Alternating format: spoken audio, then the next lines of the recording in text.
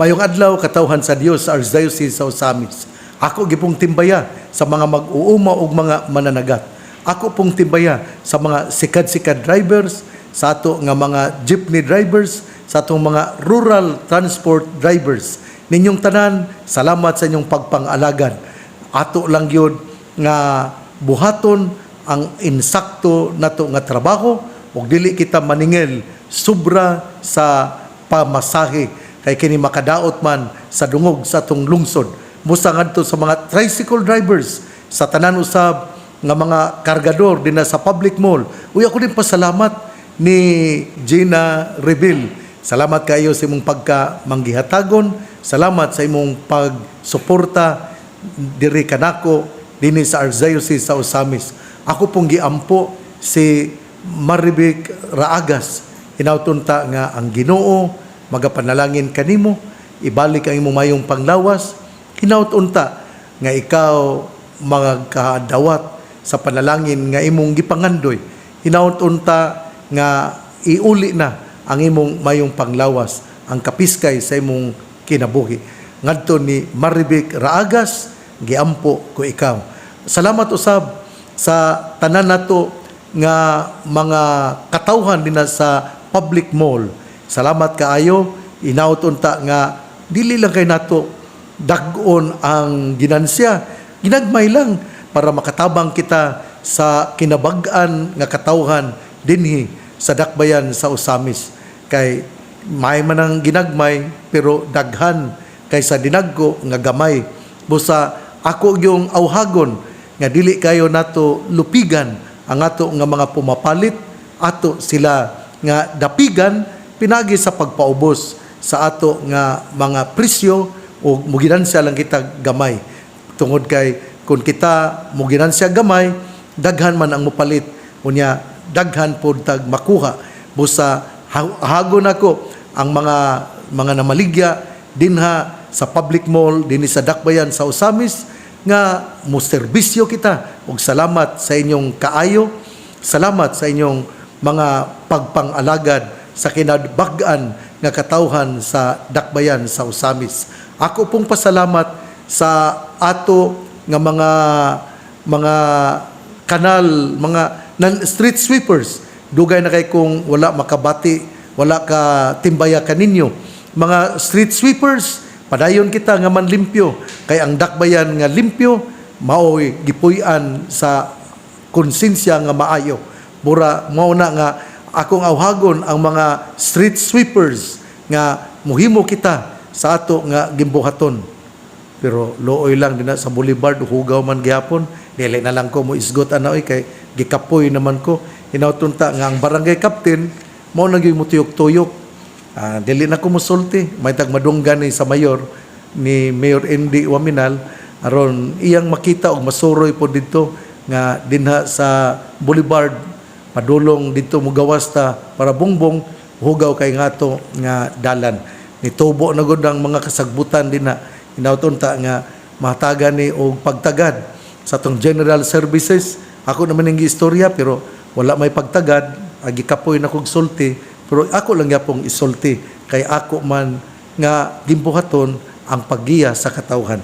Nining atong adlawng Biyernes, Pebrero 3, atong kutloon ang ato nga pamalandong sa Ebanghelyo sumala ni San Marcos. Si Hari Herodes nakadungog nining tanan kay nasangyaw naman sa tanang dapit ang kabantog ni Hesus. May mga tao nga miingon nabanhaw si Juan nga magbubunyag. Mao kini ang hinungdan nga nahimo niya ang mga milagro.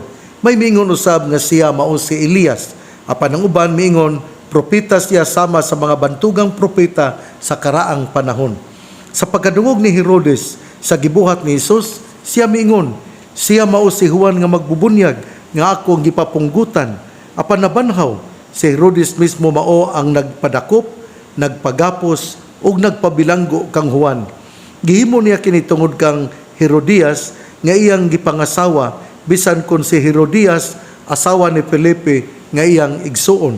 Kay si Juan man gud nagpunay magsulti kang Herodes, dili matarong nga makigpuyo ka sa asawa sa imong igsuon. Tungod niini nagdumot si Herodias kang Juan ug naninguha pagpatay kaniya. Apan wala siya makahimo niini kay wala man siya tuguti ni Herodes. Nahadlok si Herodes kang Juan kay nasayod man siya nga si Juan maayo ug balaan nga tawo. Busa iya siyang gipanalipdan. Gusto si Herodes mamati kaniya bisan tuod masamok ang iyang hunahuna inig kabati niya sa tanan nga isulti ni Juan. Sa katapusan nakahigayon ra gayud si Herodias na itabo kadto sumad sa adlaw natawa ni Herodes. Niadtong higayon na nagkumbira si Herodes ug gidapit niya ang tanang kadagkuan sa kagamhanan ingon man ang mga pangulo sa kasundaluhan ug ang mga inilang lumulupyo sa Galilea. Ang anak nga babae ni Herodias misulod ug misayaw ug nakapahimuot siya ni Herodes ug sa iyang mga bisita. Busa ang hari mingon sa dalagita, unsa may imong gusto, ihatag ko kanimo bisag unsay imong pangayoon. Nakasaad pa gani siya uban ang pagpanumpa nga nag-ingon, ihatag ko kanimo ang tanan nga imong pangayoon bisan pag katunga sa akong gingharian. Busa migula ang dalagita ug nangutana sa iyang inahan, unsa may akong pangayoon? Ang ulo ni Juan, mitubag ang inahan. Ang dalagita midali pagbalik ngadto sa hari ug miingon, ihatag kanako karon dayon ang ulo ni Juan diha sa bandihado. Nakapasubo kini pag-ayo sa hari, apan wala siya makabalibad tungod sa iyang gipanumpa at tubangan sa tanan niyang mga bisita. Busa diha nagsugo siya usa ka sundalo nga punggutan sa ulo si Juan. Milakaw ang sundalo ug miadto sa bilangguan o gipunggutan si Juan. Unya gidala niya ang ulo nga gibutang sa bandihado o gihatag ngadto sa dalagita o gihatag usab kini sa dalagita ngadto sa iyang inahan. Sa pagkadungog sa mga tinun-an ni Juan may tungod niini, miadto sila o gikuha nila ang iyang lawas o gilubong.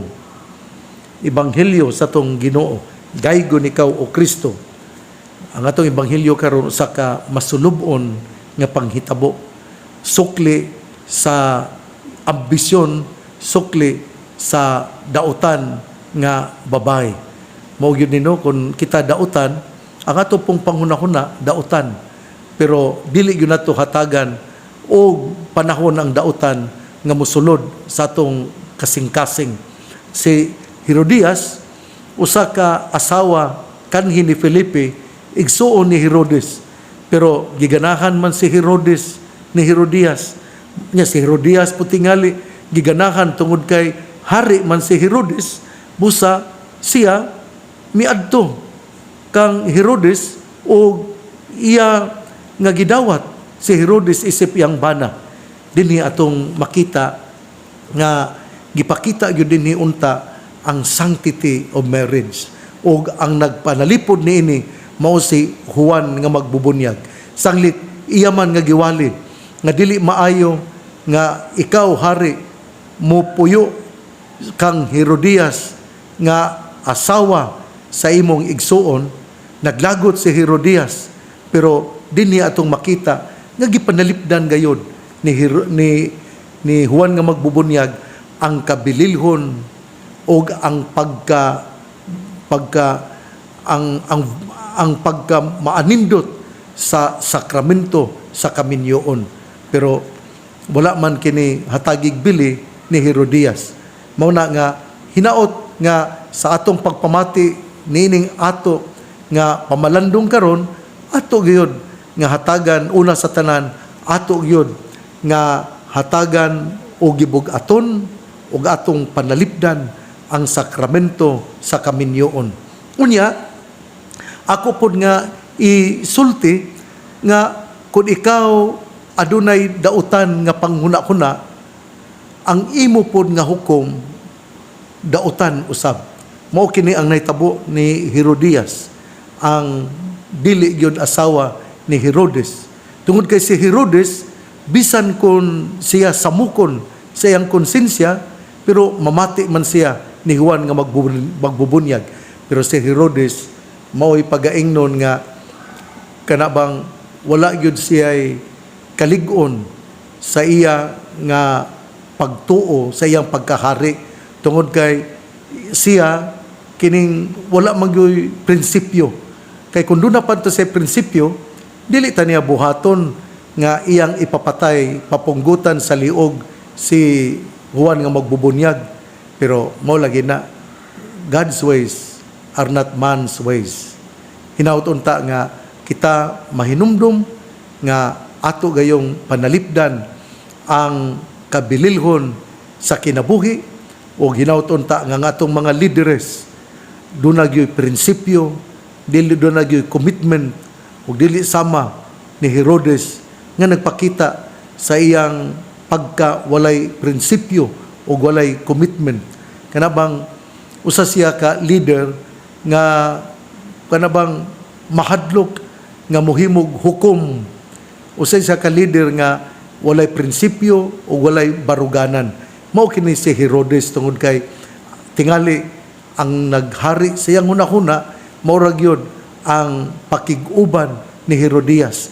Nahadlok tingali pud siya nga mawad-an siya sa iyang gana ngadto ni Herodias kay kun mobiya si Herodias nga iyang gikuha nga asawa nga mao gyud ang asawa sa iyang igsuon nga si Felipe, mao na nga dili siya makahimo og iyang desisyon. Mao na nga kung kita leader di gyud ta magpadala kana bitaw ato gyud nga kining buhaton unsay insakto, ato yung buhaton unsay gitudlo nga maayo. Tungod kay kung dili na nato buhaton, wala tay commitment, wala tay kining prinsipyo o wala tay courage to tell the truth and to defend truth. O mao kini ang gipangayo sa usa ka leader, to stand up for the principle, to uphold what is good and what is right, and we have to be committed in doing it. Muna'y importante sa usa ka leader. Tingali muantos sa usa ka leader pero sa kaulahian iyag yung makita ang maayong resulta sa iyang pagpang-alagad. Ug mao kini ang ato nga nakita sa ebanghelyo. Duha ka punto ang ako nga buot nga ipaabot. Una, the sanctity of marriage. Ikaduha, nga dili nato hatagan ang dautan nga espiritu nga musulod sa atong kasing-kasing. Karon pong adlaw atong gisaulog ang kapistahan ni Saint Blaise or si Saint Blaise usa ni siya ka tao nga kining nahimo nga kining patron of people afflicted with throat diseases. Kana bang mao bitaw na nga kanang Pebrero 3 human gyud sa presentation human sa kining presentation of Mary Candelaria pagkasabot Pebrero 2 mao man ang Candelaria dunay dayoy kandila nga kining buhaton nga cross unya ibutang dinha sa atong tutunlan unya mingon ang pare through the intercession of Saint Blaise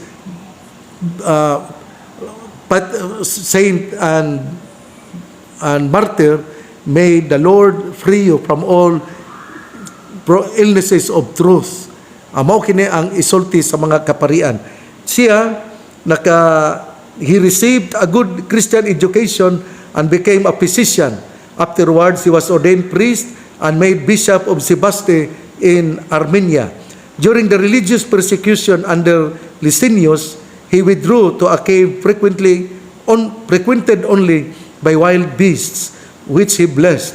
He was discovered by some hunters who were looking for animals to be sent to the amphitheater. They took Saint Blaise as prisoner to Agricolaus, the Roman governor of Armenia.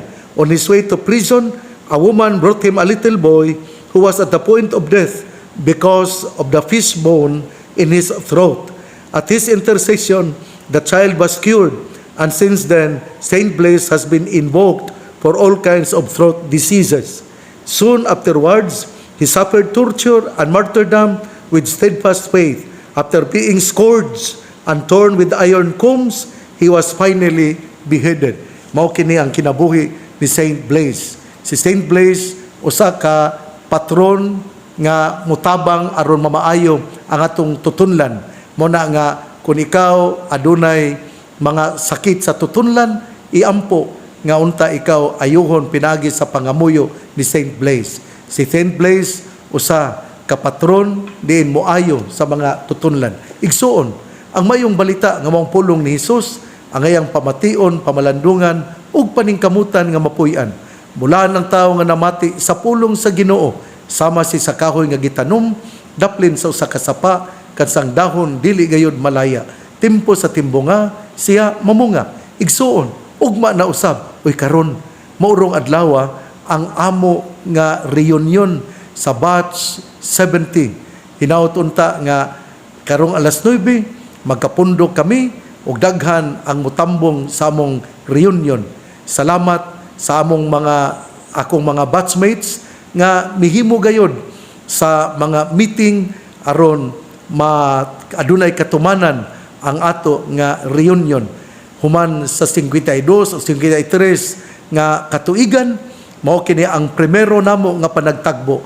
Hinaot nga kining maong panagtagbo mamahimong mabulokon, mamahimo nga puno sa gugma, mamahimo nga usa ka maanindot nga panagtagbo sa pangahigala din kaniadto tingali among bag-ohon, among hatagan og lunsay nga pagkakaron ang nahitabo sa kagahapon.